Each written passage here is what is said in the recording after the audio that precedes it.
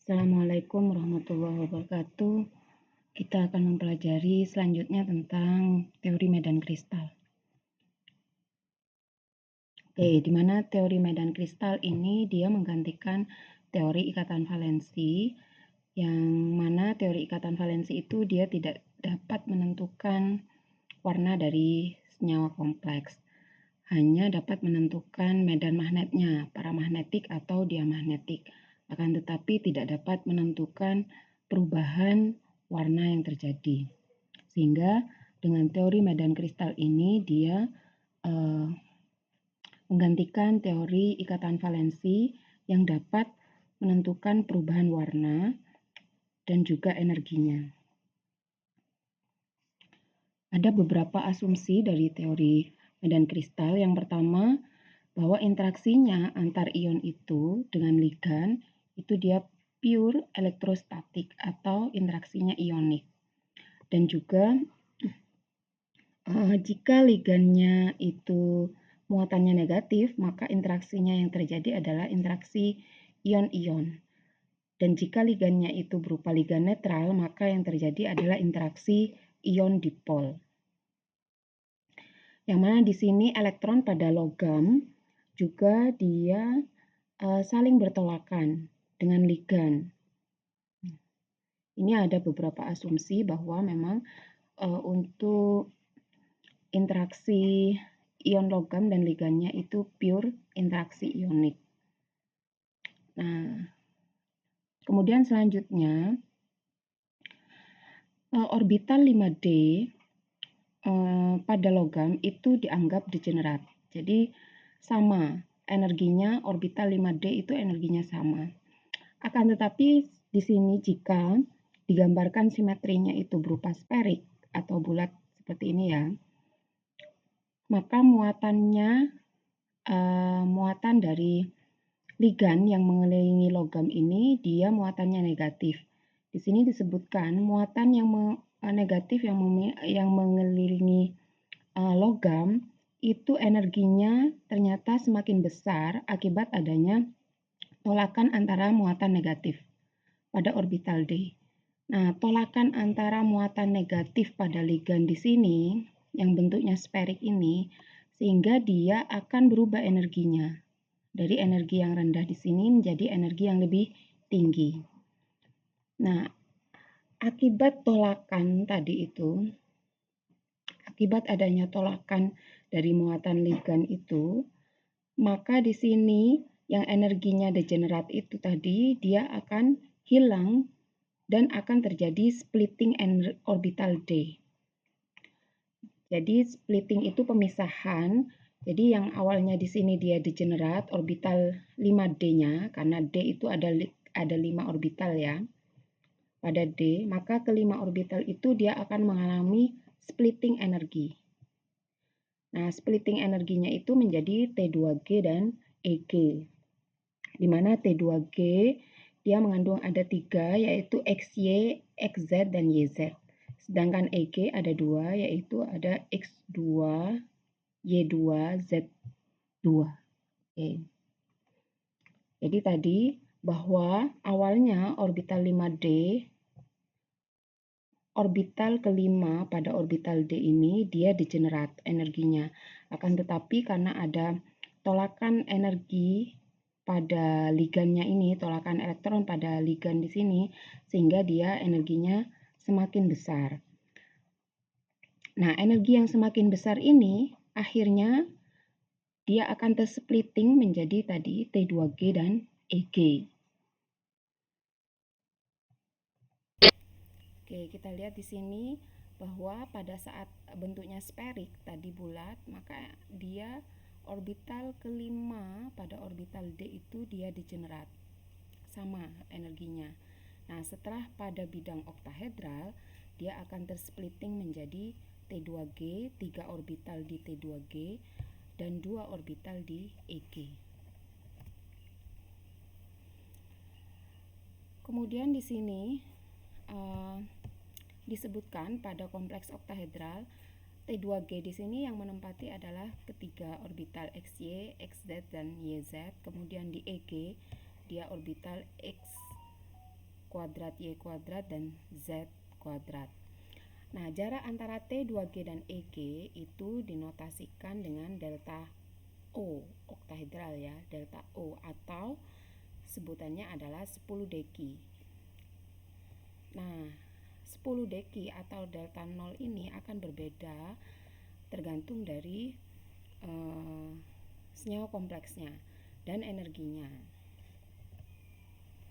Nah, ini ada beberapa contoh, misalnya Ti H2O 6 kali 3+, ini kompleksnya adalah D1, maka di sini karena dia D1 hanya ada satu elektron pada orbital D, maka dia akan menempati yang paling bawah T2G.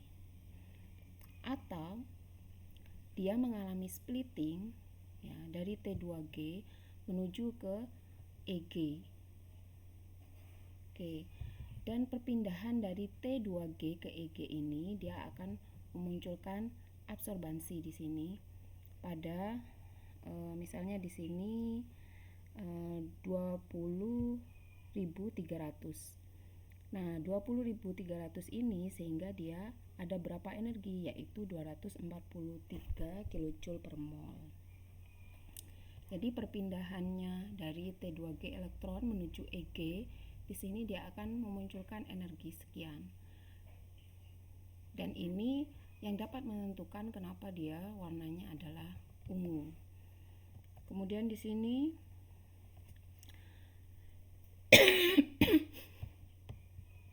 misalnya di sini untuk D1 sampai D3, maka aturannya dia elektronnya hanya menempati pada orbital T2G. Tadi karena di sini dipisah menjadi T2G dan EG. Kalau D1 sampai D3, misalnya di sini ya, ada elektron 3 atau 1 sampai 3, 1 2 3, maka dia hanya menempati orbital T2G.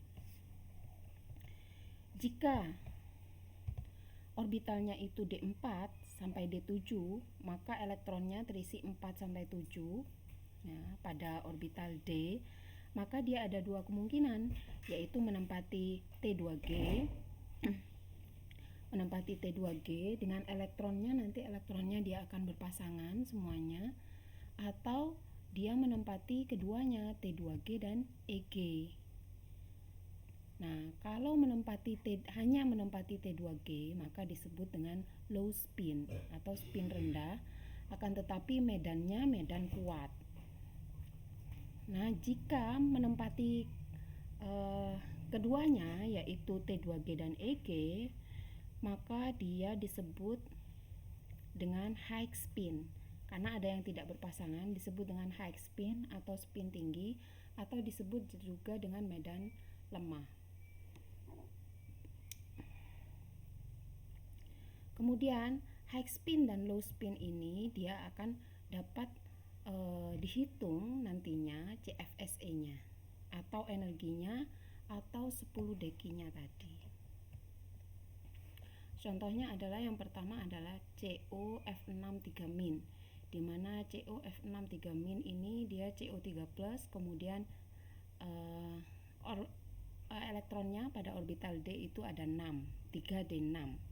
Karena ada 6, di sini kita tempati elektron pada orbital D, menempati 6, ada 6 elektron, 1, 2, 3, 4, 5, 6, maka mengalami splitting atau pemisahan menjadi T2G dan EG, 3 orbital pada T2G dan 2 orbital pada EG.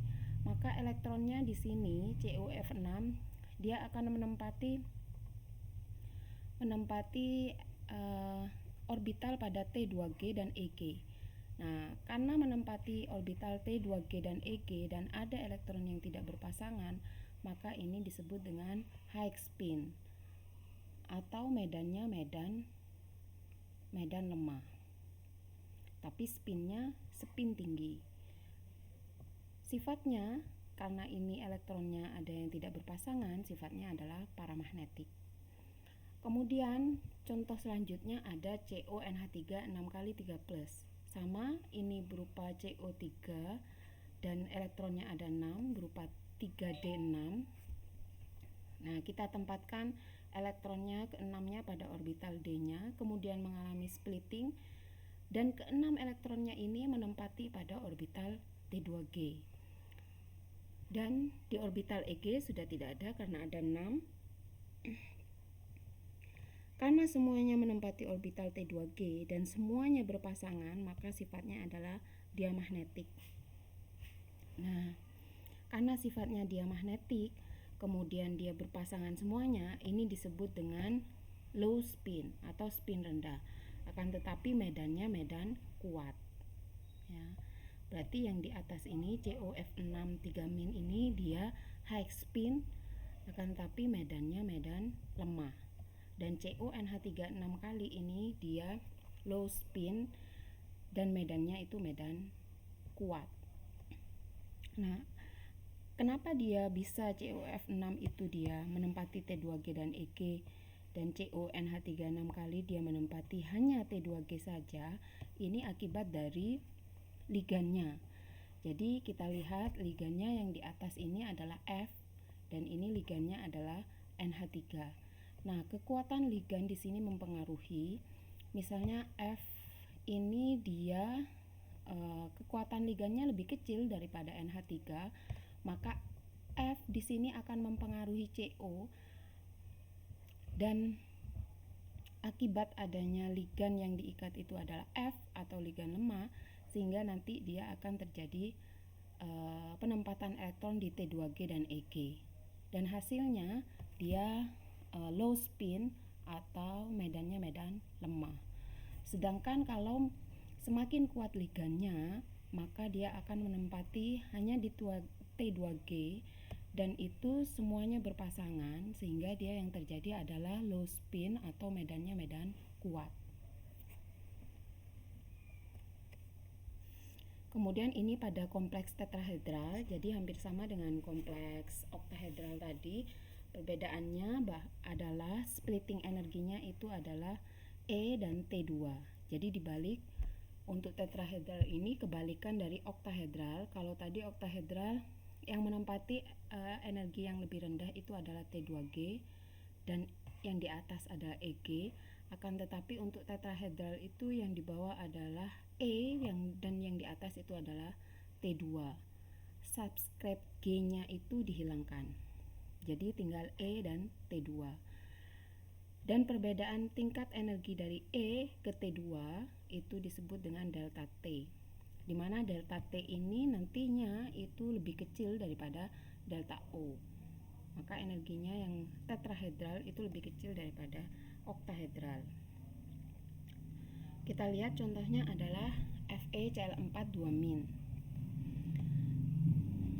Nah, karena FeCl4 2-, maka dia Fe2+, sama ini dia elektronnya ada 6 pada orbital D-nya, maka mengalami splitting. Ada 3 elektron pada orbital E dan ada 3 elektron pada orbital T2, dan sifatnya adalah paramagnetik, dimana karena elektronnya ada yang tidak berpasangan di sini, maka dia low spin karena elektronnya menempati orbital E dan T2. Maka di sini dia low spin, akan tetapi high spin, high spin, akan tetapi medannya medan lemah. Sama seperti teori ikatan valensi, bahwa di teori medan kristal ini juga untuk kompleks yang tetrahedral itu cenderung dia ligannya yang diikat itu adalah ligan lemah. Sehingga kalau ligannya yang diikat adalah ligan lemah, maka yang dihasilkan nanti spinnya adalah spin tinggi atau high spin, dan medannya akan medan lemah, sehingga yang dihasilkan biasanya adalah paramagnetik. Nah, selanjutnya adalah kompleks dengan geometri square planar.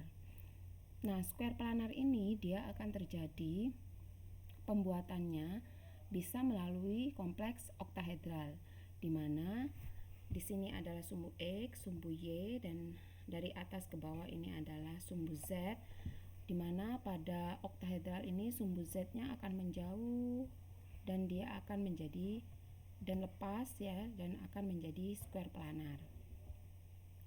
Sehingga karena pada sumbu Z-nya ini dia terlepas, maka semuanya yang mengandung Z, dxz, dyz, dan dz kuadrat itu energinya akan berkurang. Karena energinya akan berkurang, maka dia ada di keadaan dasar. Oke, jadi kalau kompleks oktahedral tadi itu dia tersplitting atau terpisah menjadi T2G dan EG, maka pada kompleks square planar dia akan tersplitting lagi dari T2G di sini menjadi dxz dan dyz di bawah, kemudian dz kuadrat. Mengapa yang mengandung Z ini dia ada di energi yang paling bawah? Karena tadi untuk Z-nya itu dia akan terlepas ligannya dari oktahedral, terlepas Z-nya pada sumbu Z-nya, dia akan menjadi square planar, dan semuanya yang mengandung Z itu dia akan energinya akan berkurang, sehingga semuanya yang mengandung Z itu ada di bawah, dan dxy yang ada di T2G dia ke atas. Di sini dz kuadrat yang ada di EG akan ke bawah, dan di sini dx kuadrat y kuadrat dia akan ke atas ya. Contohnya adalah di sini NiCN4 2-, di mana Ni2+ itu elektronnya ada 8 pada orbital D-nya, maka kita tempatkan elektron ada 8 pada kelima orbital D. Kemudian dia akan tersplitting, semuanya yang mengandung Z ada di bawah. 1, 2, 3, 4, 5, 6, 7, 8. Nah, di sini dia terjadi namanya low spin atau medannya medan kuat. Jadi sama seperti teori ikatan valensi, kompleks tetrahedral dan kompleks square planar ini sama-sama ligannya ada 4. Akan tetapi yang membedakan, kalau kompleks tetrahedral cenderung itu yang diikat ligannya adalah ligan lemah tadi ya. Kalau tetrahedral yang diikat adalah ligan lemah, sehingga dia yang terjadi adalah high spin atau medannya medan lemah, sehingga biasanya elektronnya dia banyak yang tidak berpasangan ya. Dan biasanya ditempati semuanya pada orbital E dan orbital T2-nya, sehingga biasanya sifatnya adalah paramagnetik. Dan kebalikannya, kalau kompleks square planar itu biasanya yang diikat ligannya adalah ligan kuat. Contohnya di sini adalah Cn ya, sangat kuat sekali. Nah, karena yang diikat ligannya adalah ligan kuat, maka cenderung dia biasanya penempatan elektronnya adalah low spin. Jadi berpasangan, diisi dulu di bawah semuanya, dan biasanya kebanyakan adalah elektronnya semuanya berpasangan, sehingga dia membentuk low spin dan membentuk medan kuat. Jadi kalau low spin medan kuat, high spin medan lemah ya. Di sini dia membentuk low spin medan kuat. Karena dia berpasangan semuanya, maka sifat magnetnya adalah diamagnetik. Oke, itu adalah perbedaannya kompleks tetrahedral dan kompleks square planar. Kapan dia akan membentuk low spin, kapan dia akan membentuk high spin, tergantung dari kekuatan ligannya. Dan rata-rata pada umumnya untuk tetrahedral ligannya ligan lemah, dan pada square planar ligannya ligan kuat. Kemudian selanjutnya adalah kompleks linear. Nah, kompleks linear ini juga dapat dibuat dari kompleks oktahedral, di mana pada sumbu X dan sumbu Y-nya menjauh ya, dan akan terputus, akan terjadi yang diikat hanya 2 ligan plus 4L. Jadi ligan keempat, 4 ligan pada sumbu X dan sumbu Y itu dilepas, dan terjadilah kompleks linear. Maka karena pada yang sumbu X dan sumbu Y ini terlepas ya ligannya, maka semua orbital yang mengandung X dan Y yaitu dxy, dy kuadrat, y kuadrat, energinya akan berkurang, maka dia akan berada di bawah, yaitu energi yang rendah. Maka di sini ya, karena di sini adalah T2 dan di sini adalah T2G ya pada oktahedral dan EG pada oktahedral, maka semuanya yang mengandung X dan Y dia akan ke bawah. Yang mengandung X dan Y akan ke bawah. Ya, berada di energi yang di bawah. Sedangkan yang mengandung Z, dy yang mengandung ada Z-nya, maka dia akan ke atas. Maaf, ini DYZ, DXZ ya.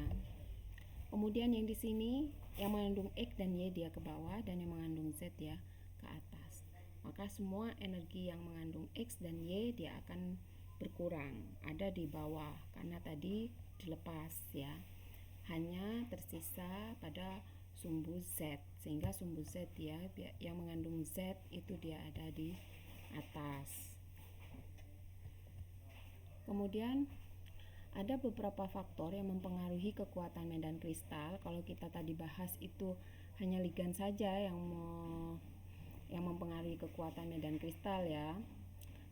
Ternyata ada beberapa faktor. Yang pertama adalah muatan atom pusat atau muatan dari ion logamnya. Nah, interaksi elektrostatik itu antara atom pusat dan ligan akan semakin kuat dengan bertambahnya muatan atom pusat, karena ligan ini akan lebih tertarik ke atom pusat. Maka di sini gaya tarik atom pusat dengan ligan meningkat sehingga splitting orbital D-nya meningkat dan medan kristal semakin kuat. Maka di sini kalau muatan atom pusatnya dia bertambah, maka dia akan semakin tinggi untuk nilai dari 10 dekinya ya. Jadi kalau di sini kita lihat muatannya ada 2 min, 3 min, maka dia akan lebih besar 10 deki dari 2 min. Kemudian di sini ada muatannya, berarti di sini CR-nya CR2+, CR3+, Fe3+ ya. Dan di sini Fe2+, maka dia akan lebih besar 10 deki dari Fe3+. Jadi yang mempengaruhi juga muatan atom pusatnya. Semakin tinggi muatan atom pusatnya, maka energinya juga semakin besar dan kekuatan medan kristalnya juga semakin besar. Kemudian jenis atom pusatnya. Di sini dikatakan bahwa untuk ion dengan muatan sama, misalnya muatannya sama, interaksi elektrostatiknya antara atom pusat dengan ligan akan semakin kuat dengan bertambahnya muatan inti efektif atom pusat, karena adanya efek shielding tadi itu. Maka di sini kalau 5D itu lebih besar daripada 4D dan 4D lebih besar daripada 3D. Maka di sini medan kristalnya akan semakin kuat. Contohnya adalah COF62-min. Kemudian ada RHF6, ini ligannya sama-sama F6. Jadi bedanya adalah di sini CO, kemudian ada RH, maka di sini yang lebih besar adalah RH. Ya, karena mempengaruhi di sini 5D lebih besar dari 4D dan 4D lebih besar dari 3D. Kemudian di sini ada Fe3+ dan Ru3+. Dimana kalau Fe3+ dia 14.000 energinya, sedangkan Ru3+ dia 28.000. Kita lihat kalau Fe itu 3D ya. Oke. Kemudian jumlah dan geometri ligan. Nah, di sini jumlah ligan juga mempengaruhi. Tadi kompleks oktahedral memiliki kekuatan medan kristal 2 kali lipat lebih besar daripada kompleks tetrahedral. Karena di sini jumlah ligannya yang meningkat sehingga peluang interaksi langsung antara orbital D dan ligannya itu juga meningkat, sehingga medan ligannya juga meningkat. Nah, medan ligannya meningkat sehingga dia medan kristalnya semakin kuat. Contohnya adalah TiH2O yang dia ada 4 ligannya dan H2O yang ada 6 ligannya, maka dia jauh 2 kali lipat lebih besar energinya untuk yang Ti H2O 6 kali. Yang kompleks oktahedral lebih besar daripada kompleks tetrahedral. Jadi kekuatan medan kristalnya itu lebih besar oktahedral. Kemudian jenis ligan. Nah, ini yang sudah dibahas di awal tadi, dari awal, bahwa jenis ligan ini juga mempengaruhi. Semakin kuat ligannya, maka dia kekuatan medan kristalnya juga semakin kuat. Maka di sini ada urutan kekuatan medan ligan dari Fayan ya. Nah, di sini Br min ini dia kekuatan ligannya dia rendah, F juga rendah. Kemudian semakin ke sini Cn, Co ini karbonil itu dia kekuatan ligannya kuat.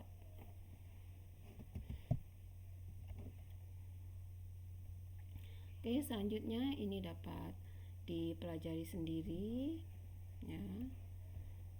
Untuk penentuannya 10 deki ya, tergantung dari dia high spin atau low spin. Oke, selanjutnya